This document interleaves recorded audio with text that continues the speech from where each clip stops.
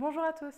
Alors aujourd'hui dans cette vidéo, on va regarder ensemble les étapes afin de faire la démonstration que la somme des résidus au carré c'est égal à n fois 1 moins r carré fois la variance de y. Alors il faut savoir que cette vidéo elle fait référence à la droite des moindres carrés en régression linéaire. Donc je vais vous faire juste un petit rappel sur la situation. Donc pour la régression, on aura d'abord en rouge toutes les valeurs observées. Donc il y a une valeur ici, une valeur là, etc. On aura aussi besoin d'une droite de régression, qui est ici la droite en vert. Et on aura besoin aussi des résidus. Donc les résidus, c'est ce qui est en bleu. Et puis c'est la distance qui sépare les valeurs à la droite de régression. Et plus globalement, on peut écrire que les résidus, donc RI, c'est égal à AXI plus B moins YI. Dans une précédente vidéo, on avait vu que la droite passant au mieux par les points avait les paramètres A qui est égal à la covariance de XY sur la variance de X et B qui est égal à la moyenne des Y moins A fois la moyenne des X. Et on avait vu aussi que le coefficient de corrélation R était égal à la covariance de XY divisé par sigma X fois sigma Y. Donc il faut savoir que ici les paramètres A et B ils sont déterminés afin de minimiser la somme S est égale à la somme des résidus au carré. Et en fait le but de cette vidéo et de cette démonstration c'est de trouver un moyen plus simple pour calculer ce S sans avoir à calculer individuellement tous les résidus au carré. Là, concrètement ce qu'on va chercher à faire c'est de réécrire autrement la somme des résidus au carré. Donc pour ça, ce qu'on a vu déjà avec le graphique précédent, on avait vu que les résidus RI, c'était égal à AXI plus B moins YI. Donc on peut remplacer ici que la somme des RI carrés, c'est égal à la somme de AXI plus B moins YI, le tout au carré. Donc ça, c'est vraiment avec le graphique précédent qu'on arrive à poser ça.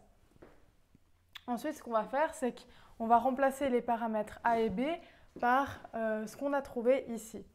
Donc on peut réécrire ça en disant que c'est la somme de la covariance de XY sur la variance de X fois XI plus B qui est égal à la moyenne des Y moins A, donc de nouveau tout ça fois la moyenne des X, moins encore les YI et le tout au carré. Maintenant ce qu'on va faire c'est qu'on va regrouper les termes pour faire apparaître les éléments identifiables. Donc ici, ce qu'on peut faire, c'est qu'on peut mettre le covariance de x, y sur la variance de x en évidence. Donc ça va multiplier xi moins la moyenne des x. Puis il nous reste encore la moyenne des y moins yi. Donc on peut mettre ça comme étant moins yi moins la moyenne des y, le tout au carré. Donc maintenant, ce qu'on va faire, c'est qu'on va élever toute cette expression au carré. Donc ça, c'est comme si on avait A moins B au carré. Donc ça va faire A carré moins 2AB plus B2. Donc ça, on peut dire que c'est la somme du coup de A carré, donc covariance de XY au carré sur variance de X au carré, fois XI moins la moyenne de X au carré, moins 2AB, donc 2 fois covariance de XY sur variance de X fois XI moins la moyenne des X fois encore YI moins la moyenne des Y, plus B au carré, donc YI moins la moyenne des Y, le tout au carré. Prochaine étape, on va distribuer cette somme pour tous les termes de ce qu'il y a dans la parenthèse et on va directement sortir tout ce qui ne dépend pas de l'indice. Donc l'indice ici, c'est le I. Donc on va multiplier déjà ce qui est en noir, donc c'est la somme de tout ça. On peut sortir covariance de xy au carré sur variance de x au carré. On peut le sortir de la somme. Après, on va multiplier avec les termes en bleu. 2 covariance de xy sur variance de x ne dépend pas de l'indice. Donc, de nouveau, on peut la sortir de la somme. Et puis, on va encore multiplier la somme avec le terme en rouge, ce qui nous donne la somme de yi moins la moyenne des y au carré. La petite astuce à connaître maintenant, c'est qu'on va diviser la somme des RI carrés qu'on avait avant, on va la diviser par n. Donc ça va nous donner toute cette nouvelle expression. Et là, en fait, ça va nous permettre d'identifier des éléments connus. Donc par exemple, on se retrouve avec la somme des xi moins la moyenne des x au carré sur n. En fait, ça, on sait que c'est la variance des x. Cette expression-là, c'est la covariance de xy. Et la somme des yi moins y moins la moyenne des y au carré sur n, en fait, c'est la variance de y.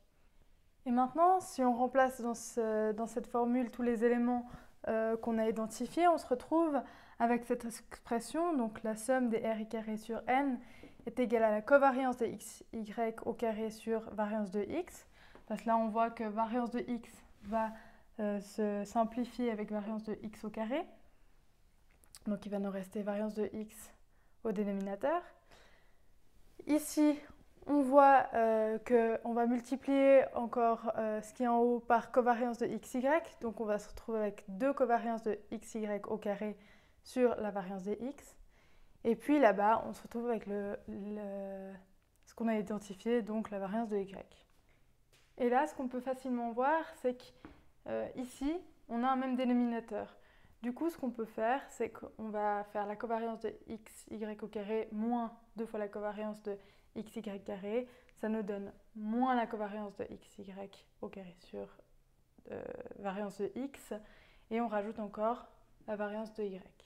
Alors maintenant, si on se souvient, on avait dit que le coefficient de corrélation R, c'était égal à la covariance de xy sur sigma x fois sigma y.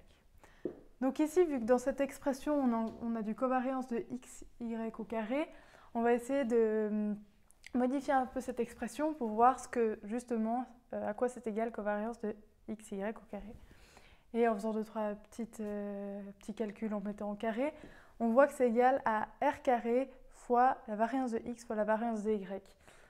Pourquoi variance? Parce que quand on élève sigma de x au carré, on se retrouve avec la variance de x. Donc maintenant, ce qu'on va faire, c'est que ce résultat-là, on va le remplacer ici. Ce qui nous donne que la somme des ri carré sur n, c'est égal à la variance de y, moins tout ça, donc r carré fois variance de x fois variance de y, divisé encore par la variance de x. Mais là, ce qu'on peut voir, c'est qu'on peut encore simplifier. Ici, la variance de x avec la variance de x, ça simplifie. Donc, il nous reste que la somme des ri carré sur n, c'est égal à la variance de y moins r carré fois v de y. Et ici, si on met en évidence la variance de y, on se retrouve avec variance de y fois 1 moins r carré. Et maintenant, la toute dernière étape qui nous reste à faire, c'est de tout multiplier par n pour voir ce que nous donne la somme des ri carré. Et si on multiplie ça par n, ça nous donne n fois 1 moins r carré fois la variance de y. C'est bien ce qu'on avait dit au départ. Alors voilà, cette vidéo est maintenant terminée. J'espère qu'elle vous aura plu. Si c'est le cas, je vous invite à consulter le site promath.ch. Le lien est en description. Vous y trouverez plein d'autres vidéos et des exercices de maths à ce sujet. Merci d'avoir regardé cette vidéo.